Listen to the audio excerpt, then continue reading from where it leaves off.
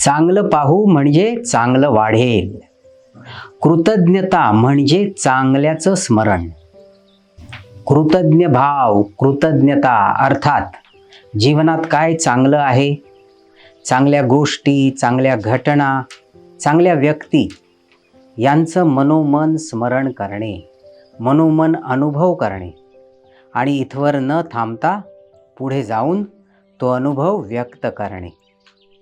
कृतज्ञ भावनेने जगणे ही एक जीवन जगण्याची पद्धती आहे.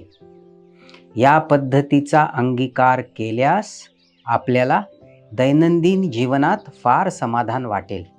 आपण दैनंदिन कामं, दैनंदिन गोष्टी खूप उत्साहानं करू. कृतज्ञतेने जगण्याची गंमत पहा.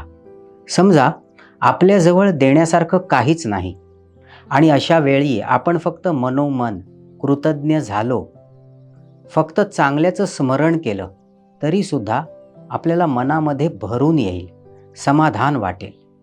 बऱ्याच वेळेला सर्व गोष्टी सरळ मार्गी घडत नाहीत आणि अशा वेळेला मनात कृतज्ञता जपणं खरोखरच कठीण होऊन बसतं.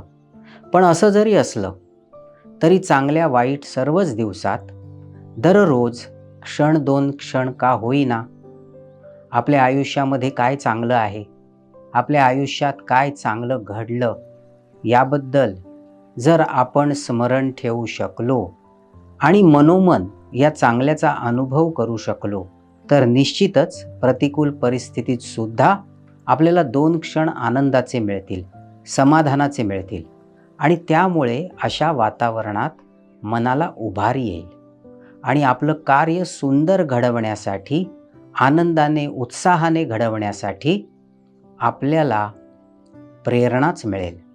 दिवस रात्र कृतज्ञता मनात बाळगून जगणं ही जीवन जगण्याची एक पद्धत आहे, ज्यामध्ये आपण स्वतःच्याच जीवनात असलेल्या चांगल्या गोष्टींचं कौतुक करतो. मनोमन एकटे असताना डोकं खराब करत न बसता, वा हे किती छान, साध्या छोट्याशा गोष्टी का होईना ज्या चांगल्या गोष्टी घडत आहेत त्या आपण पाहू शकतो. या पद्धतीनं विचार करून मनामध्ये सकारात्मक भाव वाढीस लागतो. अर्थात अशा प्रकारची जीवनसरणी अंगीकारणे एकदम शक्य होणार नाही, पण सुरुवात करण्यासाठी दररोज नियमितपणे काही क्षण का होईना जीवनात ज्या चांगल्या गोष्टी आहेत त्याचं स्मरण करणे, मनामध्ये अनुभूती करणे, याला काय हरकत आहे? आपण पाहतो जगभरात सर्वत्र थँक्स गिव्हिंग डे साजरा केला जातो. या दिवशी इतर व्यक्तींचे आभार मानण्याची प्रथा आहे. अशा परंपरा, अशा प्रथा समाजात आणि विविध संस्कृतींमध्ये याच कारणासाठी निर्माण होत असाव्यात की कुठल्या तरी स्वरूपात आपलं हृदय शुद्ध करावं, आपण चांगल्याचं स्मरण करावं. पण अशा थँक्स गिव्हिंग डेच्या दिवशी आपण एक गोष्टीची जाणीव निश्चितपणे मनात बाळगायला हवी की फक्त थँक्स गिव्हिंग डे सेलिब्रेट करण्यासाठी तर आपण इतरांचे आभार मानत नाही ना. म्हणजे मूळ उद्देश हा दूरच राहील आणि फक्त वर आभाराचं प्रदर्शन करून मनामध्ये मात्र रिपीट आणि फक्त वर आभाराचे प्रदर्शन करून मनामध्ये मात्र तसे भाव नाहीत. मग हे असं आभार प्रदर्शन काय कामाचं? कारण मुळात मन स्वच्छ नाही तर मग याचा आपल्या जीवनासाठी काय बरं फायदा होणार? यामुळे आपलं जीवन कसं बदलणार? चांगलं पाहाल तर चांगलं वाढेल. मित्रांनो, ज्या लोकांनी कृतज्ञतेने जगण्याची सवय स्वतःमध्ये निर्माण केली अशा लोकांमध्ये आपल्याला निश्चितच काही गुण आढळून येतील. अशा व्यक्तींच्या जीवनात त्यांना नेहमी विपुलतेची जाणीव होते. याचं कारण त्यांना चांगल्या वाईट सर्वच दिवसात ते समाधानानं जगायला शिकलेले असतात. असे लोक इतरांमध्ये खरोखरच काय चांगलं आहे ते पाहू शकतात, त्यांचं मनपूर्वक कौतुक करू शकतात, त्यांच्या आनंदात सहभागी होऊ शकतात आणि स्वतःचा आनंद देखील द्विगुणित करू शकतात. इतरांमुळे त्यांच्या जीवनामध्ये जे चांगले बदल झाले त्याबद्दल ते मनात स्मरण ठेवतात, कृतज्ञ असतात. एक प्रश्न इथे उपस्थित करावासा वाटतो की या कृतज्ञतेने का जगायचं? असं कृतज्ञ होऊन चांगल्याचं स्मरण का करायचं? लक्षात घ्या, एक निसर्गाचा नियम आहे. जे पाहू ते वाढेल, जे मनात आहे ना तेच प्रकट होईल. जर आपण चांगलं पाहू तर चांगलं वाढेल आणि चिंता पाहू, दुःख पाहू तर तेच वाढीस लागेल. आपल्या दैनंदिन जीवनात सुद्धा चांगलं पाहत जगायला काय हरकत आहे?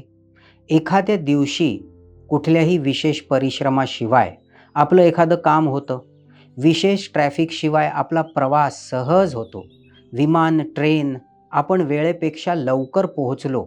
अशा वेळेला स्वतःशीच असं म्हणायला काय हरकत आहे? आनंदी व्हायला काय हरकत आहे की वा, आज मी लवकर पोहोचलो, वा, आज माझं काम फटाफट झालं. एक गोष्ट आपण स्वतःबद्दल नीट लक्ष देऊन समजली पाहिजे आणि ती म्हणजे आपल्या अंतरंगाचा जास्तीत जास्त भाग हा सकारात्मक असावा. असमाधान, तक्रार या गोष्टी असाव्यात, पण त्यांच्यासाठी एक छोटी जागा असावी, एक कोपरा असावा. आणि अस्तित्वाचा मोठा भाग हा समाधानाने आणि चांगलं पाहणारा असावा. जर निगेटिव्ह गोष्टींनी मन व्यापून गेलं तर तो दिवस दूर नाही ज्या दिवशी आपण काही चांगलं पाहूच शकणार नाही. जिथे पाहू तिथे तक्रार असेल. सृष्टीत, विश्वात काय चांगलं आहे हे सहज पाहता यावं, हे दिसत राहावं, नेहमी दिसत राहावं. हा स्वभाव आहे, ही कला आहे आणि ही आपल्याला स्वतःमध्ये निर्माण करावी लागेल. जर असं वाटत असेल ना की ही कला, हा स्वभाव आपल्यामध्ये नाही, तरी सुद्धा काळजी करण्याचं काहीच कारण नाही. सराव करून आपल्याला स्वतःमध्ये ही कला निर्माण करता येऊ शकेल. कृतज्ञतेने वागण्याची चांगली सवय कशी लावावी? हा सराव कसा करावा?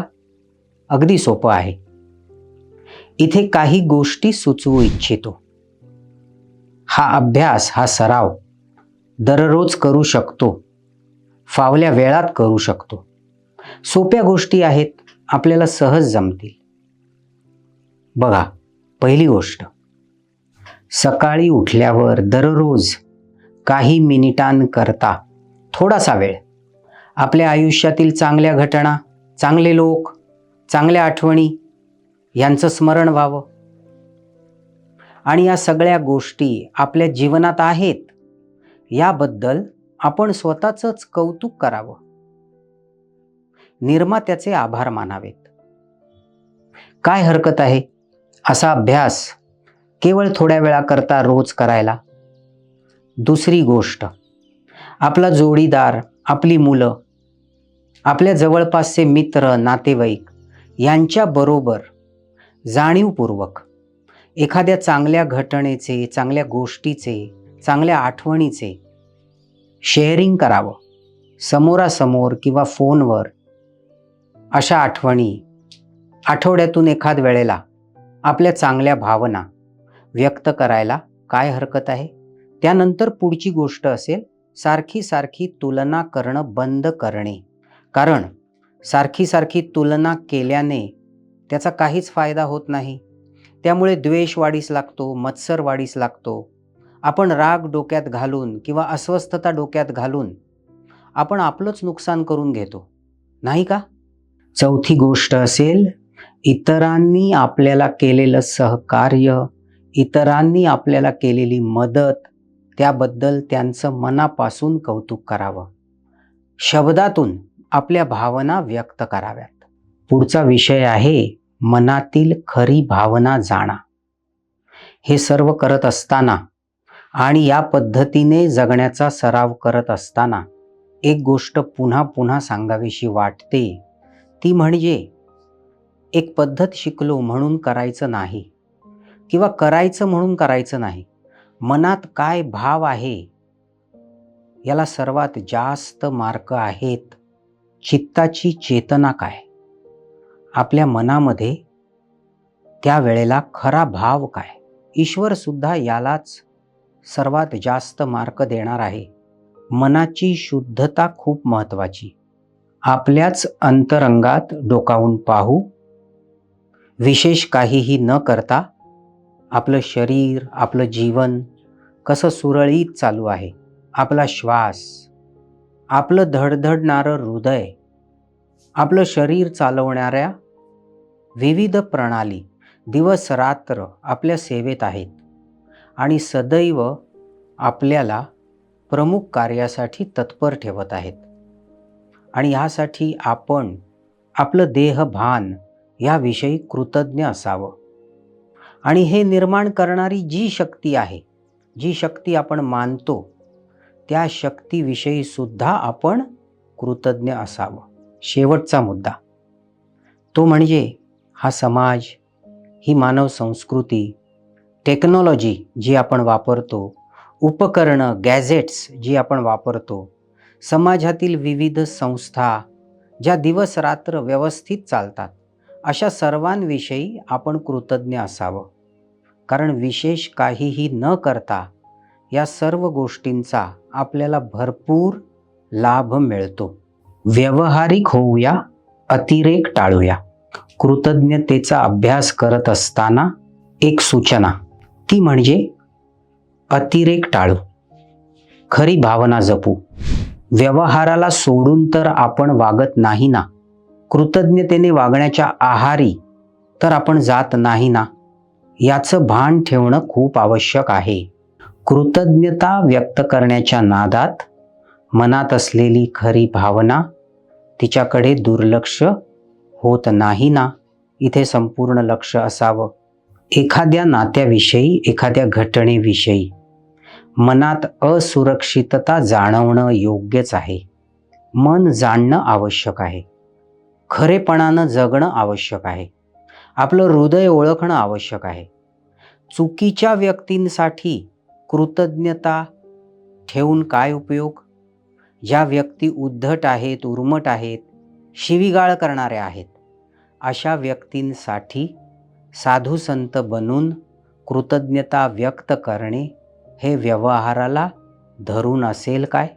बऱ्याचदा असं सुद्धा होतं की कोणी आपल्यासाठी आभार व्यक्त केले, मनोमन कृतज्ञ भाव व्यक्त केले, तर आपण त्याचा स्वीकार करू शकत नाही. कारण अशा प्रकारे स्वीकार करायला, थँक्स ॲक्सेप्ट करायला सुद्धा मनाची तयारी आवश्यक असते. अशा वेळेला इतरांनी दिलेले धन्यवाद खुल्या दिलानं स्वीकार करावे. त्याला सामोरं जावं, संकोच न करता असे प्रकट केलेले आभार आनंदाने स्वीकारावेत. नोकरी धंद्याच्या ठिकाणी आभार प्रकट करणं हे वेगळ्या नजरेने पाहिलं जाऊ शकतं बरं. ह्याकडे लक्ष असावं. कदाचित आपली भावना मनापासून असेल, आपण मनापासून आभार व्यक्त करत असू, पण ही आपली युक्ती आहे असं समजलं जाऊ शकेल. त्याचबरोबर दुसऱ्याचं कौतुक करताना आपण आपलं स्वतःचं महत्त्व तर कमी करून घेत नाही ना. इथे लक्ष असावं. कृतज्ञता ओघवती असावी, संधीची वाट पाहत बसू नये. ज्या वेळेला मनोमन वाटेल त्या वेळेला कृतज्ञता प्रकट करावी. नवीन लोक, नवीन मित्र जोडत असताना त्यांच्यातील काही चांगल्या गोष्टी पाहून पटकन त्या व्यक्त करणे, त्यांचं कौतुक करणे हे ठीकच आहे. पण कृतज्ञता ही गरज नसावी. ज्या वेळेला अशी संधी निर्माण होईल ना, त्यावेळेला तिचा नक्कीच उपयोग करू. ठीक आहे? चला, आजच्या मेडिटेशनला आता सुरुवात करूया.